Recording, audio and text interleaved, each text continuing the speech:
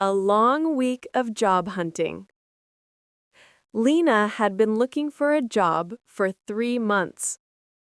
She checked online job boards every morning. One day, she saw an interesting position at a marketing company. The job was for a junior content writer. She read the requirements carefully. She thought she had most of the skills they wanted. Lena updated her resume and wrote a new cover letter. She sent her application by email that same afternoon. 2 days later, she got a call from HR. They asked her to come in for an interview on Thursday. Lena felt both excited and nervous. She spent the next 2 days preparing. She researched the company's website and recent projects. She practiced answering common interview questions with her friend Tom. Tom said, "Tell me about yourself." Lena replied, "I studied communication at university and I love writing." Tom asked, "Why do you want to work here?" Lena answered, "Your campaigns are creative and I want to learn from your team." She also prepared some questions to ask the interviewer. On Thursday morning, she dressed in a white blouse and black pants. She left home early to avoid traffic. When she arrived, the receptionist greeted her with a smile. The manager, Mr. Carter, came out 5 minutes later. He shook her hand and said, "Nice to meet you, Lena." They walked into a small meeting room. Mr. Carter started the interview by asking about her experience. Lena explained her internship at a local magazine. She talked about writing articles and working with editors. Mr. Carter nodded and took notes. Then he asked, "How do you handle tight deadlines?" Lena said, "I make a plan and focus on one task at a time." He seemed impressed. After 30 minutes, the interview ended. Mr. Carter said they would call her in a few days. Lena went home feeling hopeful. On Monday, she received an email. It said, "We would like to offer you the position." She jumped up and screamed with joy. But then she remembered something important: salary. The email said the starting pay was $3,200 per month. Lena thought this was a bit low. She did some research online and found that average pay was $3,800. She decided to negotiate. She wrote a polite reply. "Thank you for the offer. I'm very excited about the role. However, based on my research, I was hoping for something closer to $3,600. She waited anxiously for a response. The next day, Mr. Carter called. He said, "We can offer $3,500. Is that acceptable?" Lena smiled and said, "Yes, thank you. That works for me." They agreed she would start the following Monday. She told her family the good news over dinner. Her mom said, "I'm so proud of you." Her little brother asked, "Does this mean you'll buy me a new game?" Everyone laughed. Lena learned that preparation, confidence, and polite negotiation can lead to success. Learning to listen. Tom was a 16-year-old student who liked science, video games, and basketball. But he felt nervous around girls. especially in his school's group projects. He always talked about facts, numbers, and what he thought. He didn't know how to really listen. One day, his teacher said, "You will work in pairs for the history project. Tom, you're with Lisa." Lisa sat quietly, took good notes, and always asked kind questions. Tom smiled at her, but inside he worried, "What if I say something stupid?" They met after school in the library. Tom started right away. "I found 5 websites with dates and battles. We can copy them fast." Lisa looked down and said, "I was thinking maybe we could make it more interesting." "Like what?" Tom asked, confused.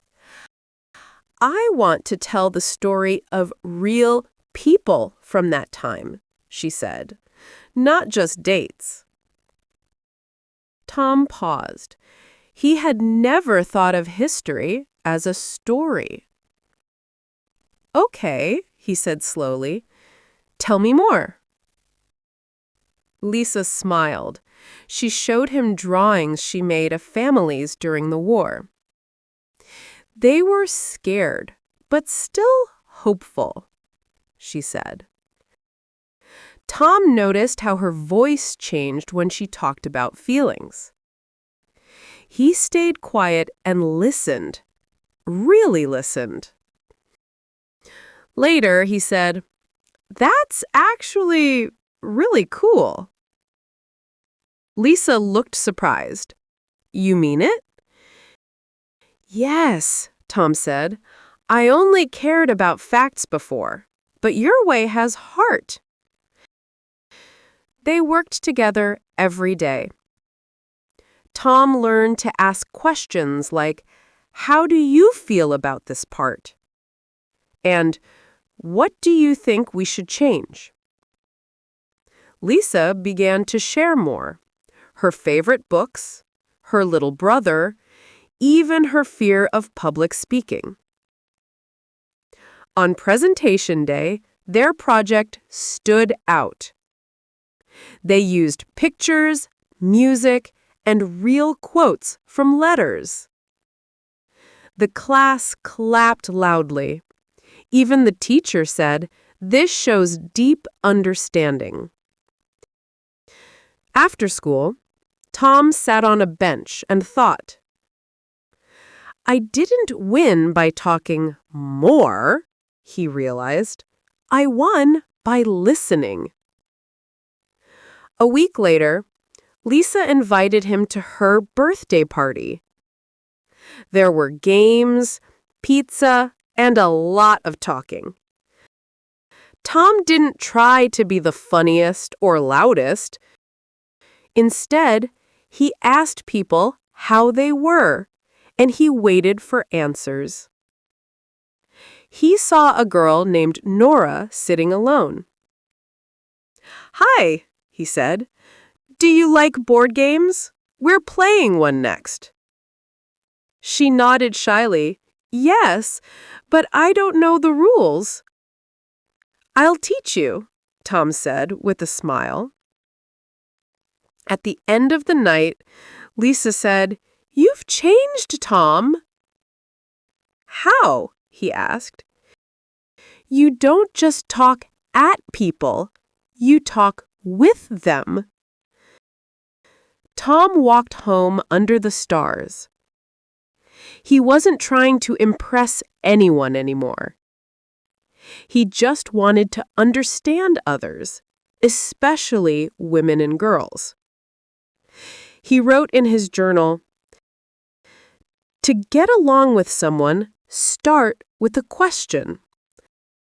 Listen not just to their words, but to their heart. Kindness and patience speak louder than jokes or facts. The next Monday, his teacher asked, "Who wants to lead the next group?" Tom raised his hand, not because he knew everything, but because he now knew how to help everyone feel heard.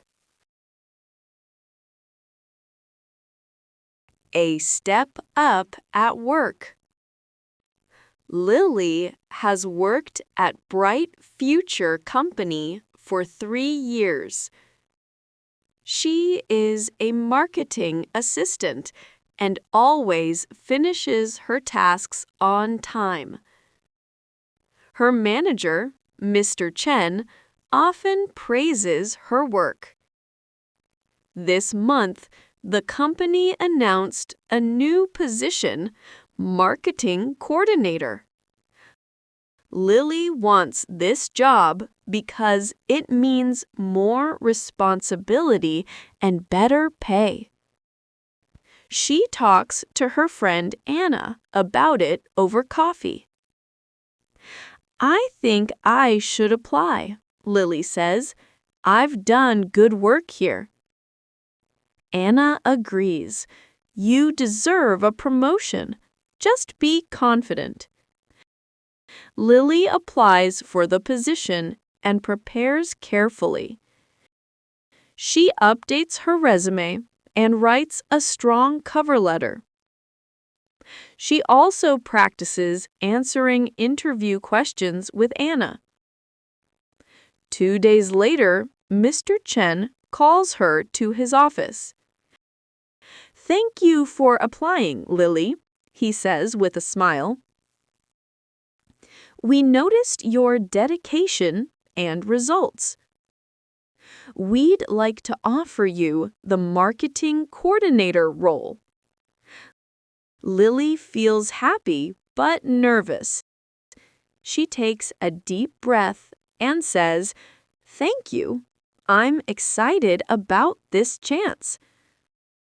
But I was hoping the salary would be higher than the current offer." Mr. Chen looks surprised, but listens.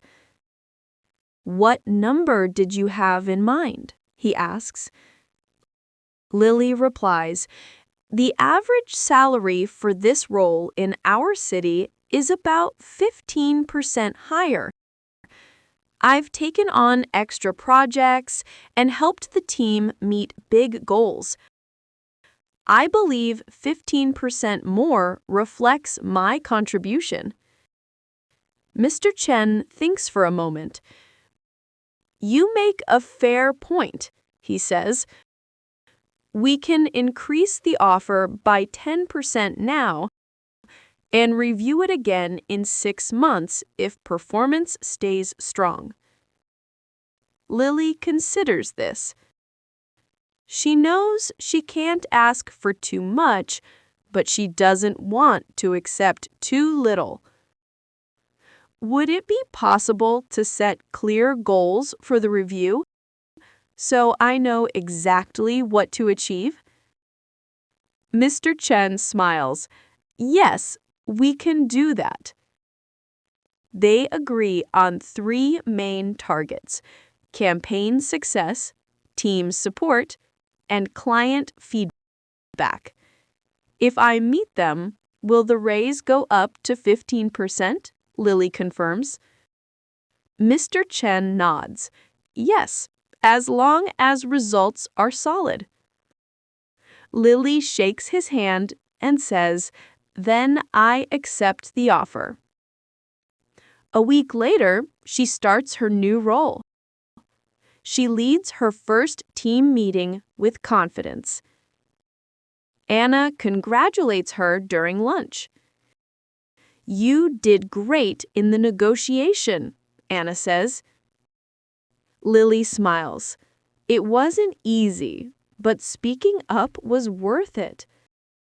She realizes that asking politely and giving reasons can lead to good results. Now, she feels more respected and motivated at work.